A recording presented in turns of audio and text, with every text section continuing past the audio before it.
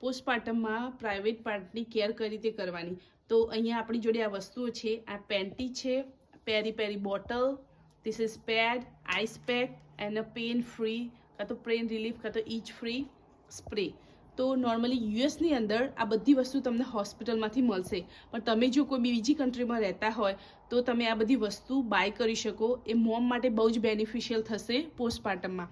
તો સ્ટાર્ટ કરીશું. તો કેર કરવા માટે જ્યારે આપણે washroom, every time V use washroom V use this પેરી પેરી બોટલ.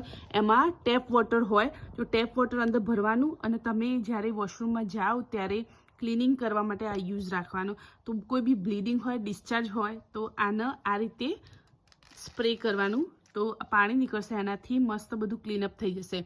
પછી તમે આ રીતે પેડ હોય તો પેડની અંદર નોર્મલી તમે આવી રીતે પેડ યુઝ કરતા હોય રેગ્યુલર બધા પીપલ, પણ અહીંયા અમે સજેસ્ટ કરીએ કે આઈસ પેક યુઝ કરવાનું. તો આ ટાઈપનું આઈસ પેક હોય. યુએસની અંદર, કેનેડાની અંદર હોસ્પિટલમાં તમને આપે જે લોકો, તો આઈસ પેક યુઝ કરવાનું અને આઈસ પેકને આ રીતે મૂકવાનું. અહીંયા રેપ કરેલું આઈસ પેક તમે ઓપન કરી અને મૂકવાનું.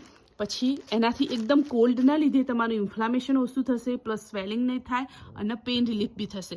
પછી પેન રિલીફ માટે સ્પ્રે આવે, એ સ્પ્રેને આ રીતે આમ સ્પ્રે કરી દેવાનું આખા પેડ ઉપર. અને પછી આ રીતે જે પેન્ટી હોય એના પેન્ટીને તમે આ પેડ અને આઈસ પેક બંને જોડે આ રીતે પેન્ટીની અંદર આમ આ રીતે મૂકી દેવાનું. તો જે સ્ટાર્ટિંગના પોસ્ટપાર્ટમના થોડા દિવસોમાં જ્યારે તમને બહુ જ પેઇન થતો હોય અને સ્ટીચીસ લીધા હોય અને બહુ બધું બ્લીડિંગ થતું હોય, તો આ રીતે કરવાથી તમારે એટલીસ્ટ 80 to 90% પેઇન રિલીફ તમે રહી શકશો.